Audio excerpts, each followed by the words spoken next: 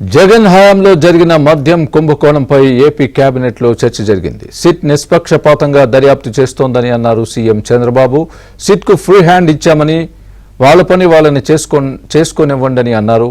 Liquor scam పై ఎవరూ మాట్లాడవద్దని కూడా సూచించారు.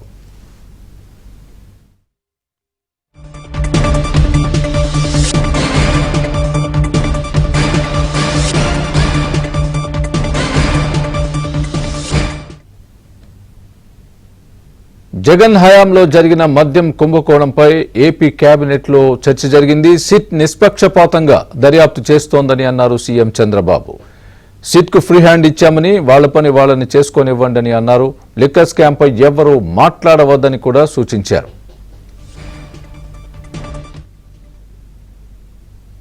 ఇదే అంశానికి సంబంధించి మా ఏపీ బ్యూరో చీఫ్ రామారావు పూర్తి అప్డేట్ అందిస్తారు.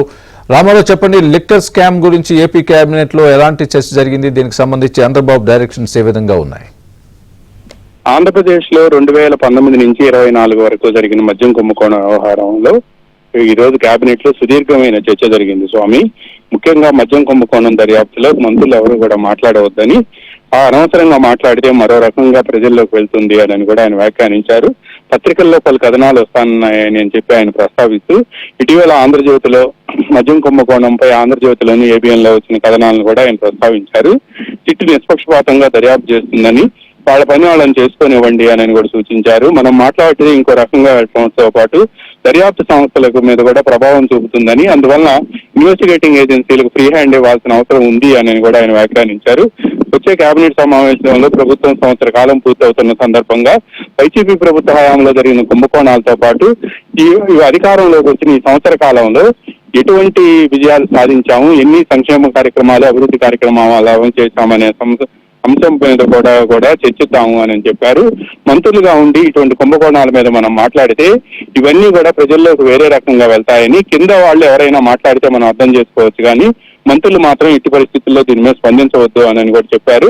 ఎందుకంటే మద్యం కుంభకోణానికి సంబంధించి 2019 నుంచి 24 వరకు కూడా అప్పటి ప్రభుత్వం ఏ విధంగా వ్యవహరించింది అనేది కూడా దర్యాప్తు సంస్థలు నిగ్గు తేలుస్తున్నాయని, ఇప్పటికే పలువురిని అరెస్ట్ చేశారు అని చెప్పి ఎక్కడా కూడా ఎవరు కూడా, అంటే రాష్ట్ర ప్రభుత్వం వైపు నుంచి ఎవరు కూడా ఇన్వెస్టిగేషన్ లో జోక్యం చేసుకోవటం లేదు అని చెప్పి మొదటి రోజే పోలీసు ఉన్నతాధికారులకు కానీ లేకపోతే సిట్ అధికారులకు కానీ ఫ్రీ హ్యాండ్ ఇచ్చామని, దర్యాప్తును నిష్పక్షపాతంగా జరపాలి అని, అన్ని ఆధారాలు సేకరించాలని, ఆధారాలు ఉన్న తర్వాత మాత్రమే ఎవరినైనా అరెస్ట్ చేయాలి అని కూడా ఆదేశించాము అని కూడా సీఎం చెప్పారు. అందువల్లనే మంత్రులు దీని మీద మాట్లాడితే ఇదంతా ప్రజల్లోకి వేరే రకంగా వెళ్లే అవకాశం ఉంది అని కూడా సీఎం వివరించారు.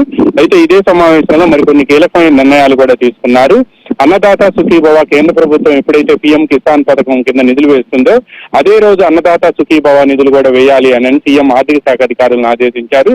దీంతో పాటు తల్లికి వందనానికి సంబంధించి స్కూళ్లు పునఃప్రారంభం అయ్యే రోజు తల్లికి వందనం కార్యక్రమం, ఇంట్లో ఎంతమంది పిల్లలు చదువుకుంటే అంతమంది పిల్లలకు కూడా తల్లికి వందనం కింద స్కూళ్లు పునఃప్రారంభం అయ్యాయి. అంటే జూన్ లో అదే రోజు పండుగ వాతావరణంలో పిల్లలందరికీ కూడా ఈ తల్లికి వందనం స్కీమ్ కింద డబ్బులు వేయాలి అని సూచించారు. కొంతమంది అధికారులు అయితే ఆర్థిక శాఖ అధికారులు 2 విడతలుగా వేద్దామని సూచించినప్పటికీ కేబినెట్ లో ఉన్న పలువురు మంత్రులు అంగీకరించలేదు. ముఖ్యంగా హెచ్ఆర్డీ మినిస్టర్ లోకేష్ అయితే ఒకేసారి ఈ నిధులన్నీ వేయాలి అని కూడా సూచనలు చేశారు.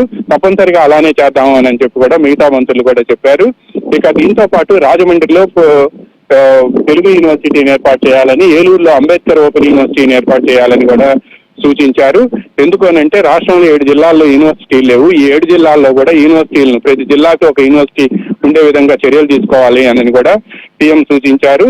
ఇక ఎండియు వాహనాలు ఏవైతే మొబైల్ డిస్ట్రిబ్యూటింగ్ యూనిట్స్ ఉన్నాయో, వైసీపీ ప్రభుత్వ హయాంలో రేషన్ బియ్యాన్ని ఇంటింటికి తీసుకువెళ్లి సరఫరా చేసేందుకు ఒక ఇంటి వద్దకు బజార్లోకి వెళ్ళి అక్కడికి వచ్చి రేషన్ తీసుకునే విధంగా వాహనాలు ఏవైతే ఉన్నాయో ఆ వాహనాలన్నింటినీ కూడా రద్దు చేయాలని నిర్ణయించారు.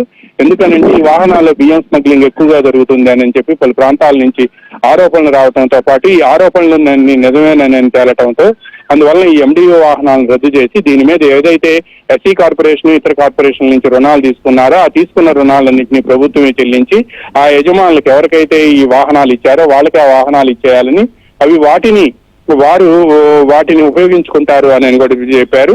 ఇక రేషన్ దుకాణాల్లోనే రేషన్ బియ్యం మొత్తం కూడా ఇవ్వాలి అని, అంటే ప్రజలు ఎప్పుడు వెళ్ళినా కూడా రేషన్ దుకాణాల్లో రేషన్ బియ్యం ఇచ్చే విధంగా చర్యలు తీసుకోవాలని, ఇదే విధానం రాష్ట్రంలో అమలు చేయాలి అని కూడా నిర్ణయించారు.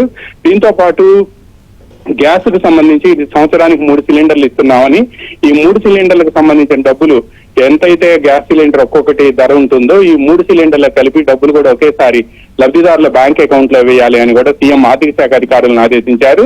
దీనికి సంబంధించి ఆయన మంత్రులను కూడా ఆసక్తికరమైన ప్రశ్నలు అడిగారు. మనం సిలిండర్లు ఫ్రీగా ఇస్తున్నాం కదా, మీరు ఎవరైనా సరే లబ్ధిదారుల ఇళ్లకు వెళ్లి మీకు సిలిండర్ ఫ్రీగా వస్తుంది కదా, కాఫీ పెట్టేవమని మీరు ఎవరైనా అడిగారా అని చెప్పి మంత్రులను ప్రశ్నించగా అందరూ కూడా తెల్లమొక్కాలు వేశారు. దాంతో వెంటనే సీఎం నేను పర్యటనకు వెళ్ళినప్పుడల్లా కూడా వాళ్ళ ఇంటికి వెళ్తున్నాను, మీరు ఎందుకు వెళ్లరు, వెళ్లి వాళ్ళతో మాట్లాడండి, వాళ్ళ సమస్యలు తెలుసుకోండి, సిలిండర్ మీకు ఫ్రీగా అందుతుందా లేదో తెలుసుకోమని కూడా సీఎం మంత్రులను ఆదేశించారు. స్వామి right Ramarao, thanks for the update.